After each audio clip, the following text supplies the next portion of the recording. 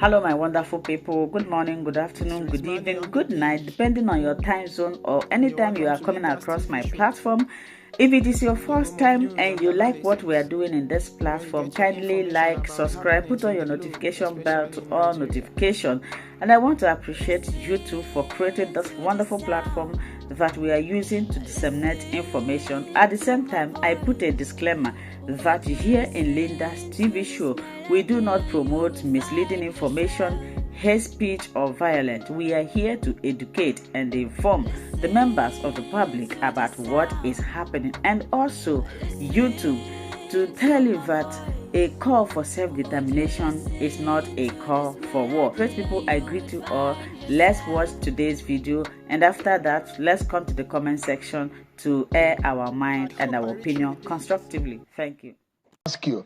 I know that in the last few months, the government of Lagos State have been bringing down houses and going around the city trying to clean up the city. But what exactly is the cause of these latest and recent demolitions? Okay, thank you very much, Sheil.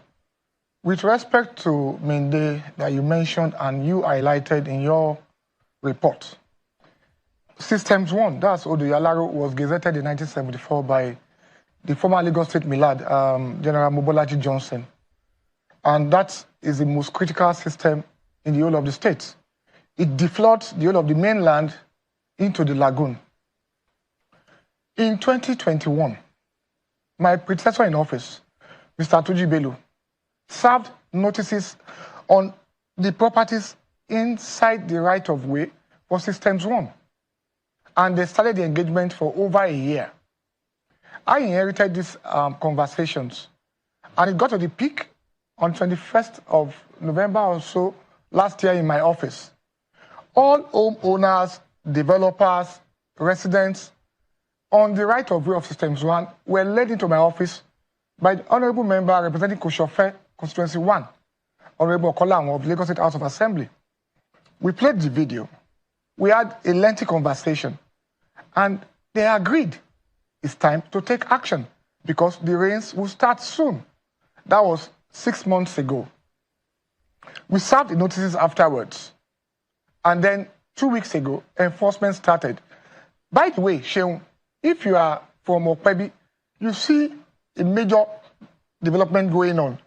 The bridge linking Okpebi, 3 local governments, Ikeja, Onigbongbo, and Koshofe, is ongoing.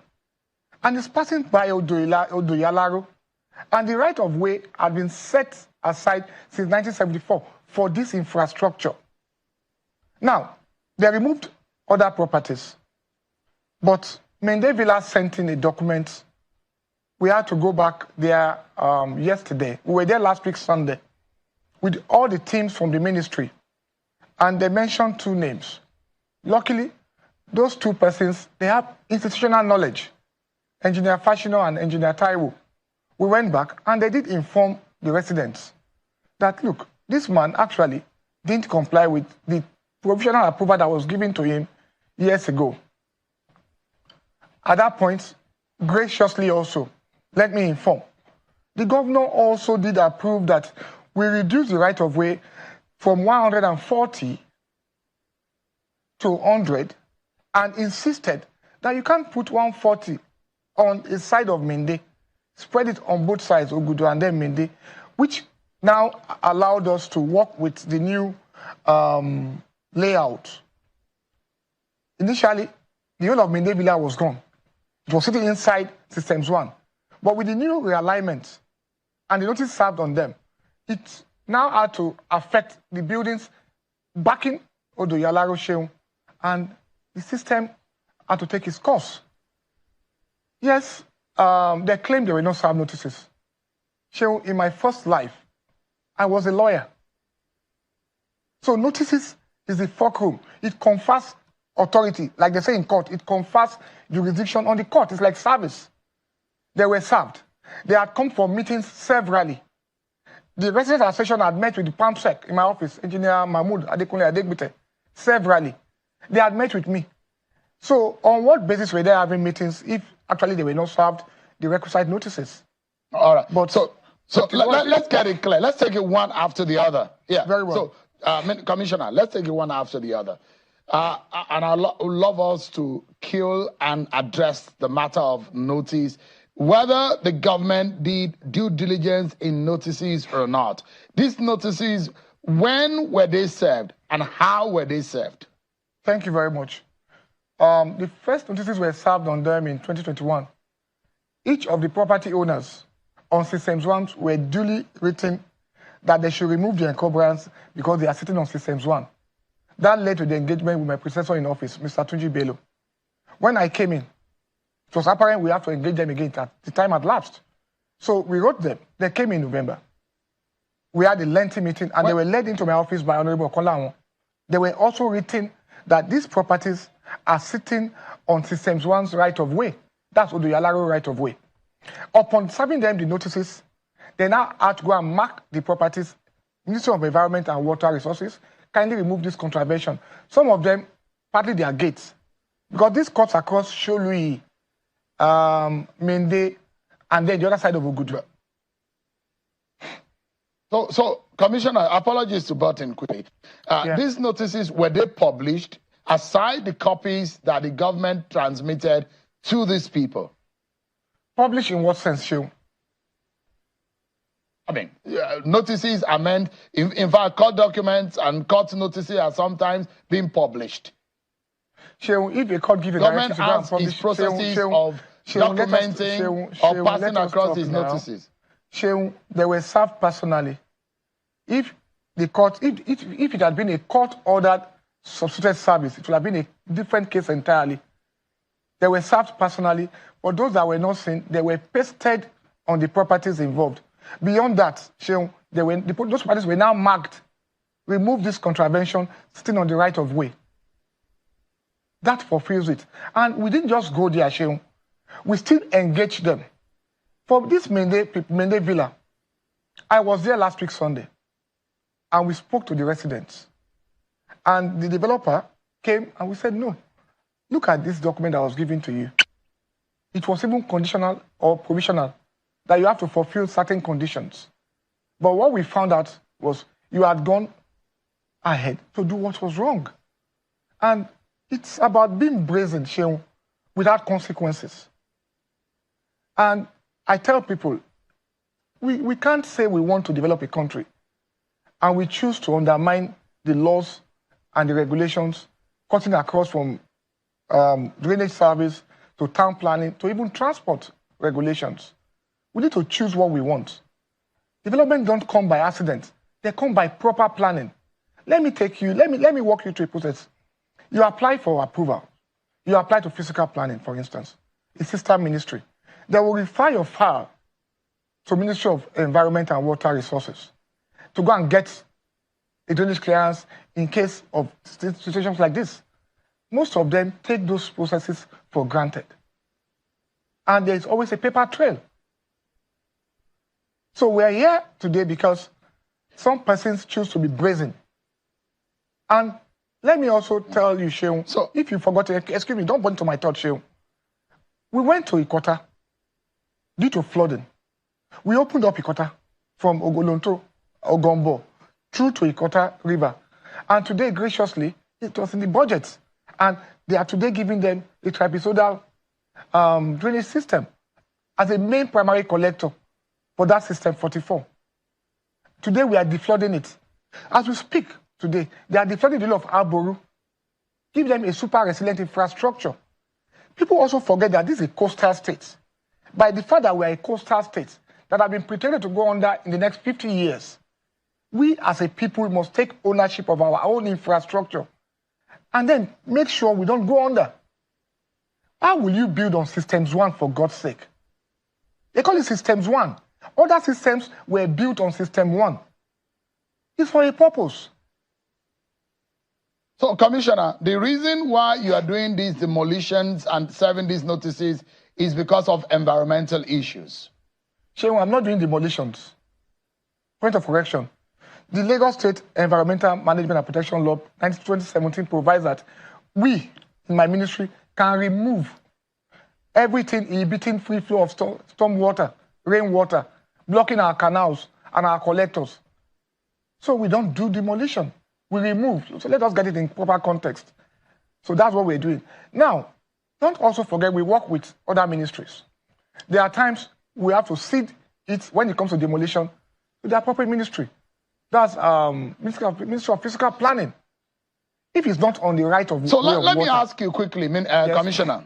Yes. Yeah. Sir. Let me ask you quickly. The doctrine of Latches and Aquis. So when we wonder, all of these properties have been standing there, and perhaps some of these people got building approvers that probably was given by the government. Some of these people are paying tenement rate. Some of these people are paying, there's a popular one that Lagos collects now, land and whatever land rate. use charge. And also sanitation.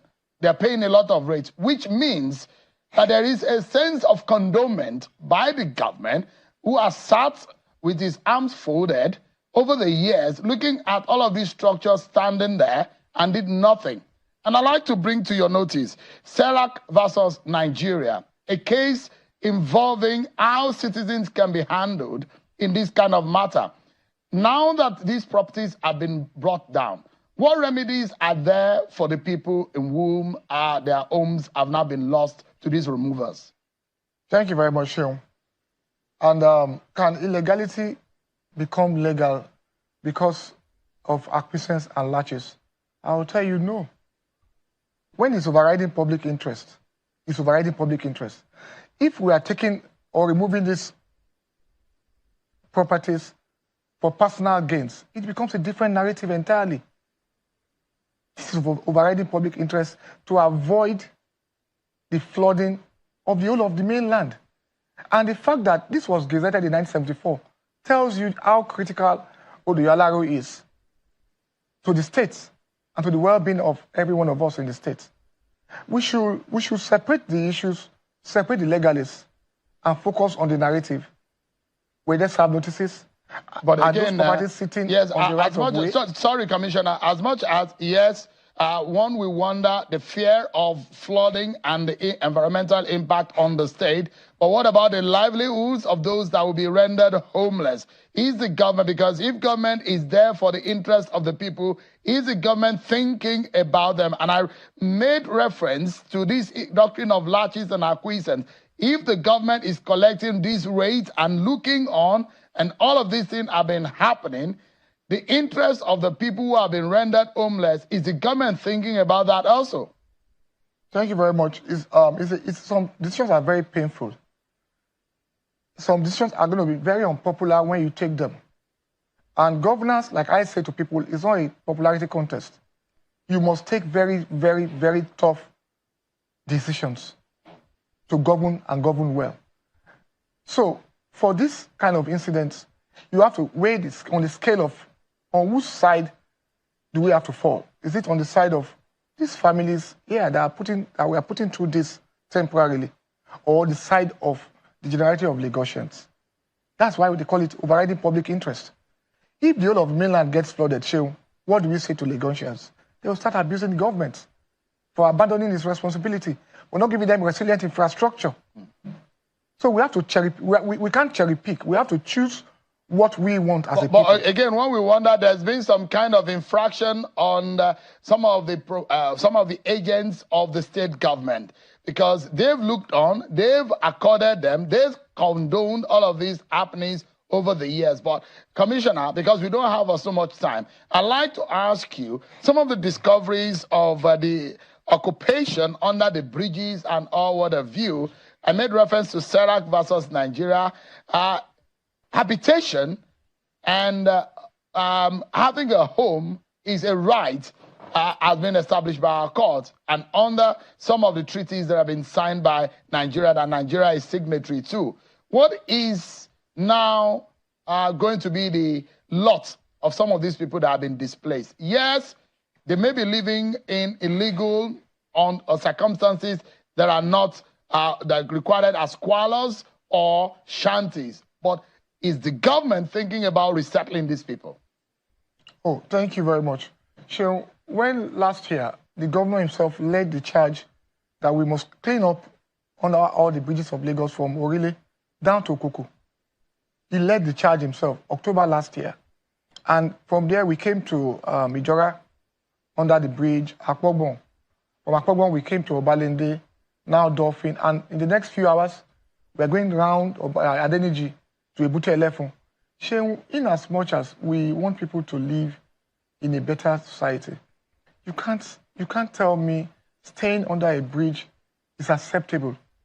You were in Lagos some months or some years back when Akpogbon Bridge had to be shut down. It was shut down because there was a fire incident under the bridge that cost Lagosians so much pain and inconvenience. So we must make these narratives very clear to everybody. Staying under the bridge is not proper. How will you be paying a rent of 250,000, 300,000 to stay under a bridge? Must you stay in Ikoyi? Where are you living? I live on the island. Must you stay in Ikoyi? Under the pretext of you're staying under a bridge and you're living on the island. So let us separate the wheat from the chaff. We understand the pains of Lagosians. That's why this government is pushing so much resources to take care of them.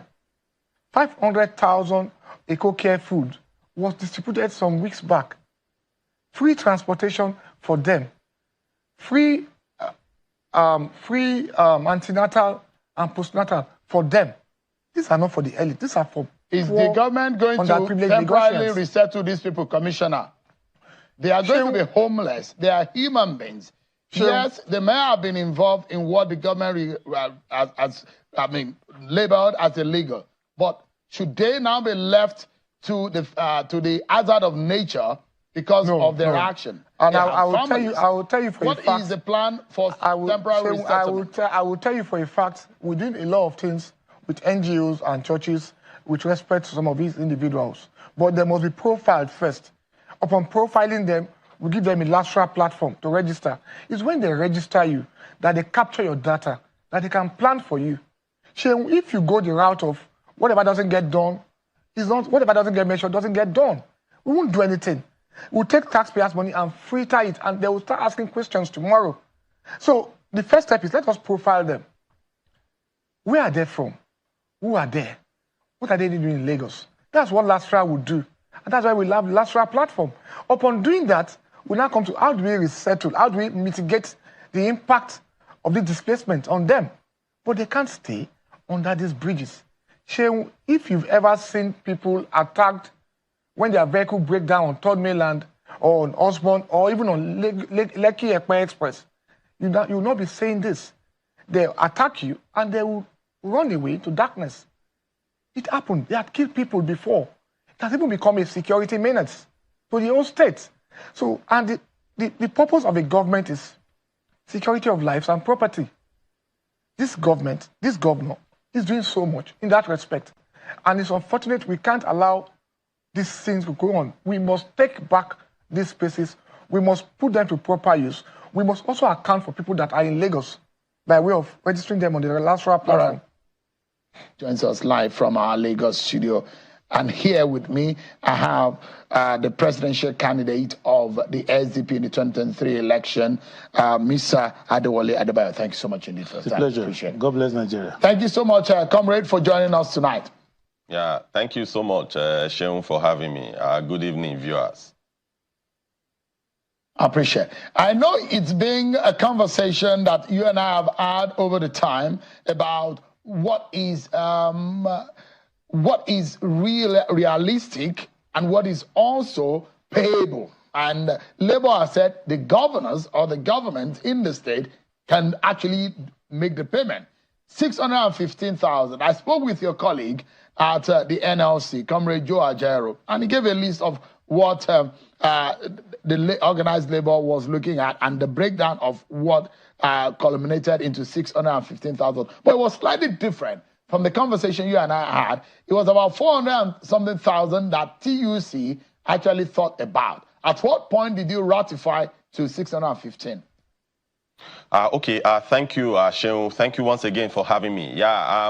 If you could remember, as at the time we had that conversation a while ago, I think that should be sometime around March.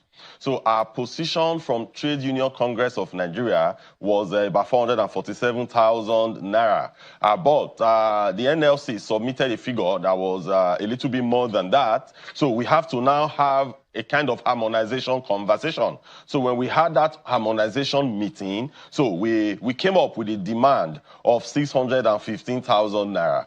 Just to quickly state, Sheung, that in negotiations, and I want Nigerians as well to understand some of the principles of negotiations. If you are going into negotiations, you don't go with your barest minimum. That is not how it is done. So if you are going into negotiations, you look at, from your own point of view, what do you think is fair, looking at all the parameters. So you put everything together. That is why, if you look at the list that made up that 615,000 naira, you have the cost of food. What will it take to feed a man, or for a man to feed his family, 3 basic meals a day. If you look at that distribution, you are going to see the electricity cost. If you look at it, you see the cost of clothing, the cost with which the man is going to send his child to school. So they are all stated there. So that is the labor point of view. So that is our demand. If you ask any negotiator, he's going to tell you that he's not going to go into negotiation with its barest minimum. It is never done. So it is now when you take that, value, or rather that position, the other party will now also come to the table with their own positions. Then you will now start counter argument, offer and counter offer before the minimum wage is arrived at. So that 615,000 naira is what the labor, TUC and NLC felt that with this amount, an average Nigeria will tend to be comfortable. Sheung, if you look at in 2011, when the last minimum wage, or rather when the earlier minimum wage of 18,000 naira was passed, if you look at it as at then, 18,000 naira as at that time could afford you almost 3 bags of rice, because a bag of rice as at that time was about 7,000 naira. We always pound out numbers in dollars, but for Nigerians to fully understand, let's remove the dollar ramification. Let's talk about the purchasing power of this money. So as at that time, 18,000 naira could give you almost 3 bags of rice. As at when the last minimum wage was negotiated and signed into law by the former president, Muhammadu Buhari, it was about 30,000 naira. That 30,000 naira could give you almost 2 bags of rice. That means there was already a depreciation from the 18,000, what the 18,000 naira could purchase as at 2011 to what 30,000 naira could purchase as at 2019. So today now, where our sight is actually on is when we go into that negotiation. We are not saying that the final sum must be 615,000 naira, no. But what we are saying is that this is our charter of demand to government. So the federal government will bring its demand, or rather its offer. The state government will bring its offer. Same thing. The organized private sector will make their case. Because in that tripartite committee, you have 6 state governors in that committee. You have 6 representation from the federal government in that committee. The organized private sector, they are about 12. Then labor, we have TUC 6, NLC 6. So that is the composition of that committee. So labor, we have harmonized our position. So we have submitted our demand. Yeah. Yeah, and I know that the economics is at the bottom line of all of this calculation. The Nigerian inflation is almost 33%, 33.2% actually. It's competing with unemployment rate. And when we wonder if a minimum wage is raised to that level, do you fear an escalation of the inflation rate? Or is that yes. factored in at all? Yeah, Sheung, thank you so much. Sheung, if you look at where we are today, as at May 2019, when the minimum wage was signed into law, as at April 2019, the minimum wage was signed into law.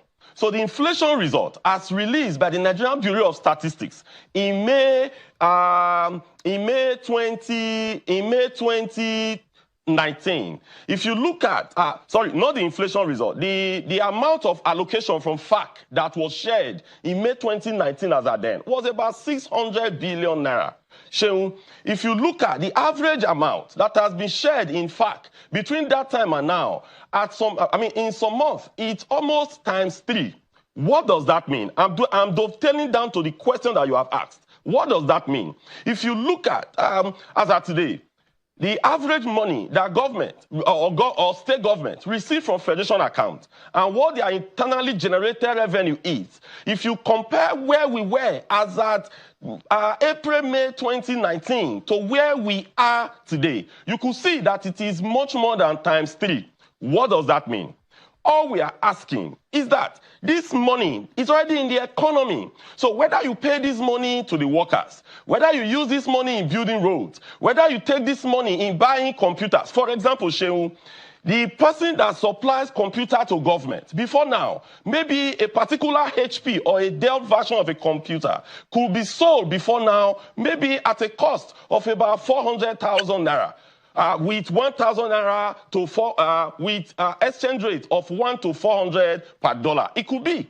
But today, that has the new reality has reflected. So what that means is that the computer that you used to buy for 400,000 naira, you are now buying that computer today for about 1.5 million naira. So the same way as well.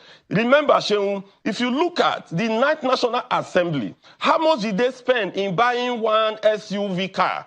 How much is being spent today in buying the SUV car today? I watch your channel a lot, and I could see that this had a very wide coverage in channels and other media organizations. So it shows that the reality of today has been reflected in the cost of car purchases. The reality of today has been reflected in the cost of computers. We did not cry that, oh, this is going to rein in inflation. Inflation is already here with us. So what we are saying, that amount of money is already in the economy. That money is already there because today, in some months, they share up to 1.5 trillion naira in FAC.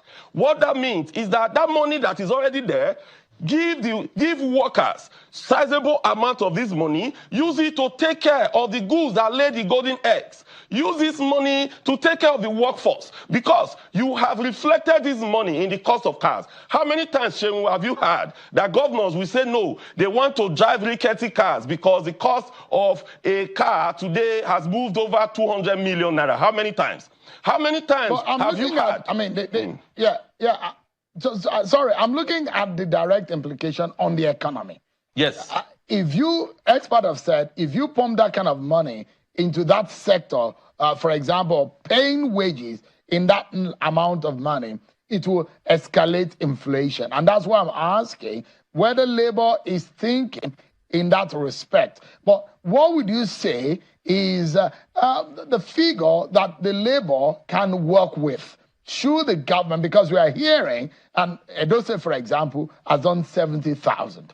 And Lagos State also muted a possible increase in workers' wages. What figure do you think will be more reasonable and realistic and payable, in fact, to the minimum the state that can barely survive some of the economic situation in the country? Yeah, Shehu, still talking about the inflation again, Shehu.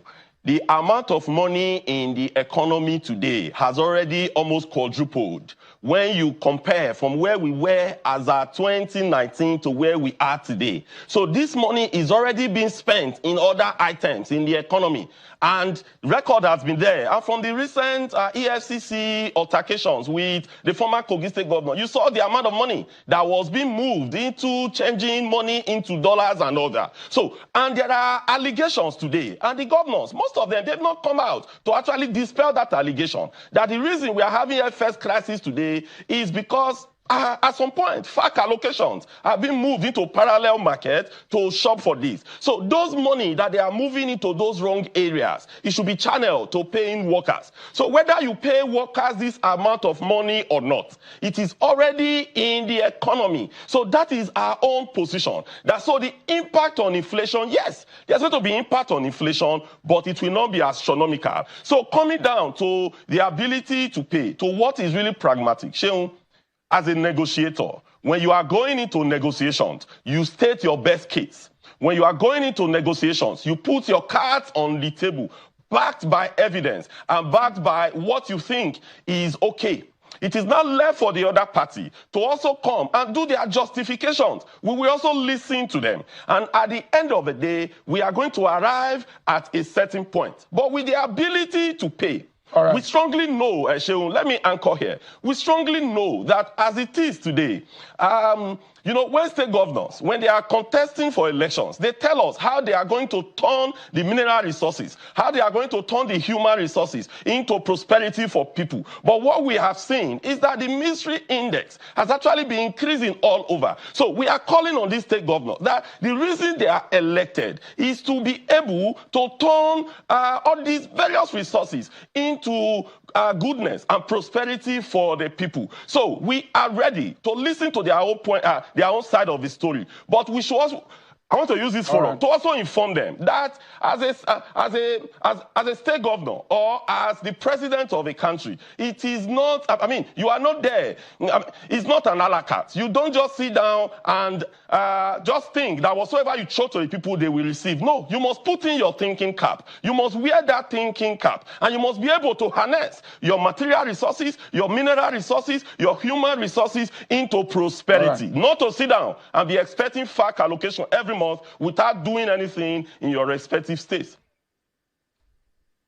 Give me a moment, because there are a few cues, and one we wonder what is causing the scarcity of fuel. You are in the oil and gas sector. You are wearing two hats tonight. Maybe you can be able to give us insight on what is causing that. Let me switch over quickly to Prince Adewale Adebayo, SDP presidential candidate in the 2023 presidential election. Thank you for your patience, please.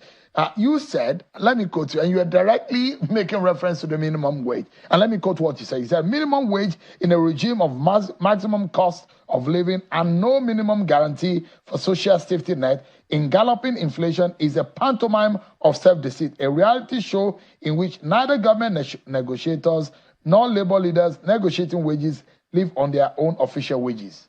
What do you mean? Okay, thank you. Just permit me a moment to say tribute to my late friend, Chief Olorogun Kenneth Gbagi, whom we lost last night, a good Nigerian, former Minister of Education and unifier in the country. My tribute to Justice C.B. Gbagi and the rest of the family. With respect to the subject at hand, the dialogue between labor and the government in economics is the economics of a farm. They are actually behaving in a microeconomic way.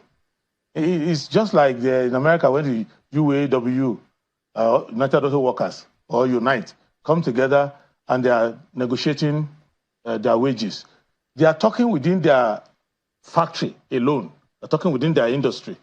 So what I see going on is that both sides, they have their negotiating tactics.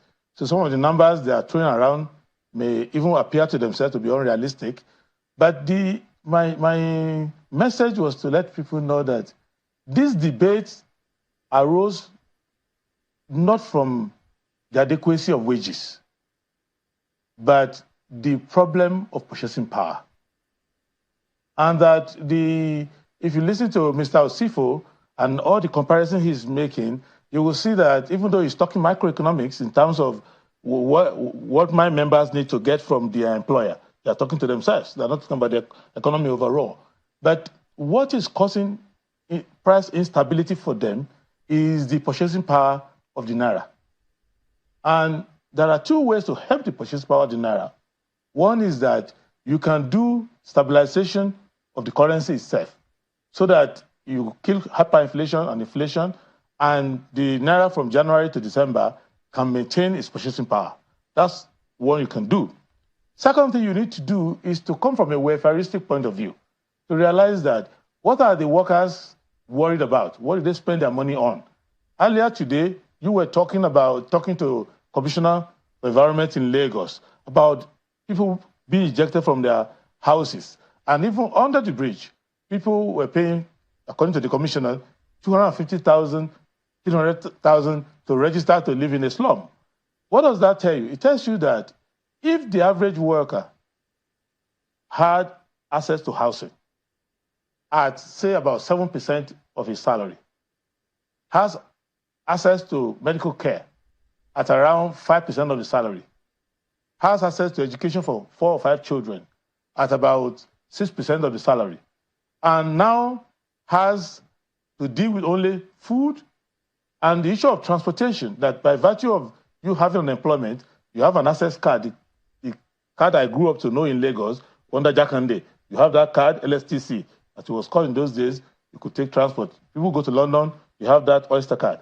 So if you have all of these things packaged within, say, about 25% to 35% of your salary, then you don't worry too much about these arguments about figures, because 615,000 naira it will give you, if you are employing a million workers, which you have to employ a million workers out to 270 million people. If 37 governments, they need up to 1 million workers to run the services. So you'll be spending 615 billion every month. So in a year, you spend about 8 trillion just paying minimum wages. It doesn't make any sense. I mean, so now, where the problem lies, even if they cut it by half, still makes no sense. If you cut it by 1/3, 1/4, it makes no sense. So at the end of the day, let's say there was a magical space whereby you just start printing money and you pay the money. The way 615,000 sounds today is not the way it's going to sound in 4 years. Mr. Osifo or his successor will come back to say, the 615,000 is a joke, it can't take us anywhere. So what the intervention we are making is to say, you are solving the problem at the level of pricing of labor. You cannot solve that problem there because it's too narrow a space. Where you can solve the problem is the amount of social investment you need to make in the economy, such that employed, unemployed, semi-employed, highly skilled, low skilled, there is a minimum floor below which you cannot fall. That's what we are talking about. And I'd like to bring in, you mentioned something that is very critical. And I make reference to one of the things that the president said during pre-election, and which he said, and one of the major reasons for corruption is because people are jostling and stealing money to buy houses. People are stealing money to buy cars. The social security scheme in Nigeria is almost next to nothing. Yes. Where you have to carry all the 100% of the money you need to buy a house to go and buy a house. In any part of the developed world, nowhere is it done that you have to do that. Only that we need to start thinking of how we need to re-engineer our society. But do you think that this government has started on that good part? Because they said they have started on that note to give loans for starting with civil servants. Is that a good way to start? To re-engineer the social security and welfare of the people? Okay, we don't have the same ideology, but they are throwing money at non-existent products. That's why I have disagreement with them. Whether you pay salary, you pay allowance, you pay grant like we did during Jerome Udoji Award. Udoji Award, yeah. You give loans, so you do all of that. What is that loan chasing? If all of us, you remember the story of Udoji, where everybody gets their Udoji Award, and they were running to UTC to go and buy the bicycle. And the price of the bicycle shoots up. So whereas in China, if you join the civil service, they will not give you any Udoji Award, they will give you a bicycle. So the bicycle comes with the job. If you were in the colonial government, if you are an assistant district officer, a health officer, forest ranger, school inspector, PWD worker, all these things are tools. They will tell you, you are good on employment to work for the government in this department. Go to so-and-so personnel office, they will tell you, this is where staff quarters are, this is where you should live, this is the school where your child should go. This is so how do you guarantee those basics of life? Education, shelter, health care, and all what have you. Because these are things that people have to, scamper and look for money to get. We have but to organize, if they are secured. We have to organize our politics and our governance around them. What we are doing now is we're organizing our politics and our governance around sharing money. So in Abuja, the states come to share, the local government under Agon also come to share. Now, TUC and NSC also come to collect their own share. It is still the same principle of sharing money, not sharing value, not creating things. Remember that if you are talking of stakeholders in the country, labor is superior and senior to the government of the day. So tomorrow I can be the president, but I can be president tomorrow. Tinubu is there, I'm there, but I will still meet labor there. It's a continuity. And the social services, the housing, everything we want to run to make life easier for labor is to be done by labor members themselves. If this government is to start on a note that is sustainable, yes, what would you say is the best and the practical step to start from? Is social investment. They have to first stop worrying about who's a worker, who's not a worker. They have to first look at Chapter 2 of the Constitution and say, if by virtue of this Constitution I've been given mandate to come and govern Nigeria, what are the promises inside that Constitution? What is the minimum that a Nigerian should be? And do we have the resources to put them there? So you will now know that you need hospital beds, you need roads, you need everything. The way INEC knows that we need ballot paper, we need all those things. These are basic. So you have to go to that and consider that housing is basic. Therefore, you cannot even be allowed to open your mouth and say, I'm running a primary, unless you have a housing plan that labor can believe in, that other segments society can believe in, society of engineers can believe in, students can believe in. Right now, when we go on campaign, I just finished a presidential campaign. What were we discussing? When you are trying to discuss these issues that will drive all these wages, people will not understand that these are the main issues. So we have to put these issues back in the mainstream to say the behavior of G0NE resemble the behavior of Aparaku in Benue, resemble the behavior of Rimi in Kano, resemble the behavior of Menforo in Rivers. All of them understood in the Second Republic that social investment was necessary. That's why every state had their own school board, had their own scholarship board, had their own exercise book they would give to kids. They had their own health sector reform. They had water resources, water getting to houses, even in the rural areas.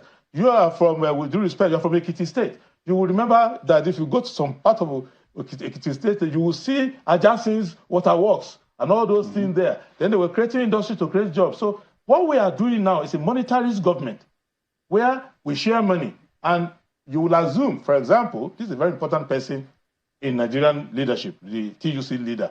He's assuming that because you are collecting 3 times the money, in fact, now than in 2019, that there's availability, not knowing that the 7 times the cost now is not up to what you were collecting before. Because this is illusion of money. It's not about the amount of money you collect at FAC. It is the value of the purchasing power of that money. And then the allocative efficiency in economics of that money. So you will see that a state in the north with about 20% of the revenue of the state in the Niger Delta is making more progress if the allocative efficiency is better. And the other state might be spending his own money on politics and all of that nonsense, but the other one will be spending his own money on developmental things. So I think I want us to... So we need to sit down and look at the basics. It needs to come as a package, like an employment package. You get into a job as a citizen of Nigeria, you have to have an identity which guarantees you a social security welfare package that as a citizen, it is guaranteed by law that you should get housing, welfare, education, health. The way our constitution is written, they are not even related to a job. They are related to your being a citizen. When I was growing up, I schooled in Lagos and in Ondo, G0NE and adjacent. I was too young to be employed by anybody. I was like 5 years old, entering primary school. I was not employable. But the government was interested before we start class, whether I've eaten or not. So when we got to the school, the first they will give us with our bread, with beans and milk and all of that. It shows to you that it's the contrast between the government and the governed is that there must be a basic minimum. When they were chasing you around in primary school to give you that inoculation, it wasn't because you were going to be employed by them. It was the fact that the government has a duty to make sure you are not crippled and you don't become blind. You don't have the Let's take a, those are those things. Yeah, let's take a breather quickly. And when we come back, we'll get in your final thought. But we'll take a break. And also, I will go back to the TUC president. And maybe you can give us an understanding of what is causing this fuel scarcity. From the life of me, a lot of people don't understand why we should be having this fuel scarcity, imbalance in the pricing and all what have you. We're going to break and we'll be right back to discuss some of these issues. So much, everyone. Our closing moment with my guests now. Let me go to our Lagos studio with the TUC president. TUC president, I know that the NSC president said they gave the government an ultimatum. What is the way forward quickly? Because I need to ask you about this fuel scarcity quickly. Yes, Sheung, thank you so much.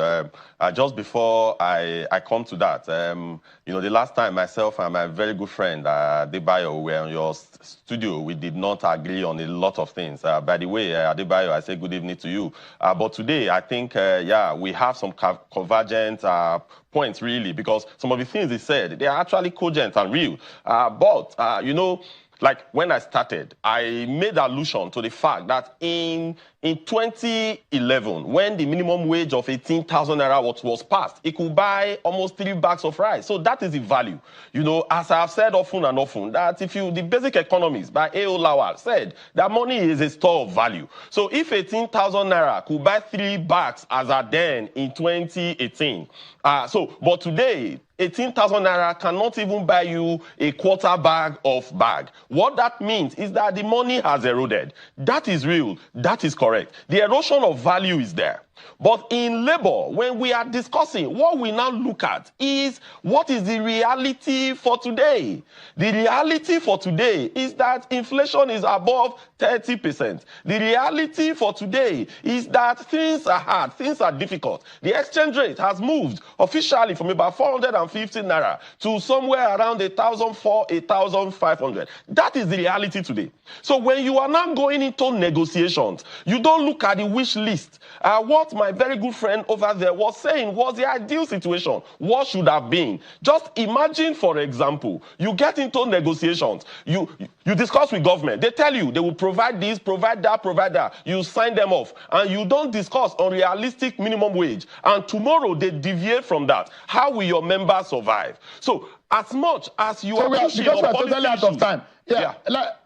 Yeah. So because we are totally out of time, just in about 20 seconds, can you explain to me what is going on with the fuel scarcity? Yes. 20 seconds, please. Today, just from what has been explained by NNPC, that is a logistics issue. Yes, but breaking down what that logistics issue is, because as of today, I think there are some challenges from our findings, because we try to relate with our members in NNPC as well as our members as well in NMDPROE. So part of the challenge today is that, you know, the bigger vessels, the tankers, they bring this PMS to our shores. Then when they bring them, you need the daughter vessels to be able to take this product from the bigger vessels down to the tank farms, where it could not be distributed to the retail outlet. But as it is today, there is a breakdown because there were some contractual issues that actually happened in there. But I think that has been sorted. But all we have been advocating in labor, is that our refinery must work. If our refineries were working, we will not have these issues about mother and daughter vessels. Thank you so much. Let's allow Prince Adebayo to send us out of the studio with your thought on it's an interesting time to be Nigeria's president. If you were President Tinubu today, just in 30 seconds, what would you be doing? What I would do is to broaden the philosophy. Don't follow your party manifesto, follow the Constitution. Know that if you want to be president, you must comply with Chapter 2 of the Constitution. If we follow that for 4 years, it will be a different country. What it will mean is that we will spend our money. The priorities are there. All this money you see us collecting in government, they are not money unattached. They are attached to priorities that are in the Constitution. Social investment, welfare. When you do that, workers will have no reason to be asking for unreasonable wages.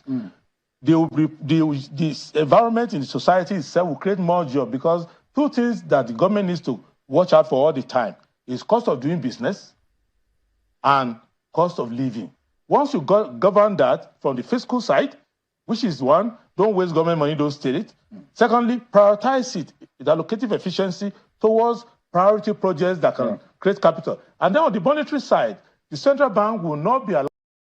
Hello, my wonderful people. As we have finished watching this interesting video, please, I want to see your comment, your contribution, your opinion in the comment section. Like I said earlier, let us do it constructively. Tell me what you think about this video that you have just watched, and also about the platform. If you haven't subscribed, what are you waiting for? Please remember to subscribe, put on your notification bell, share this video, and remain blessed.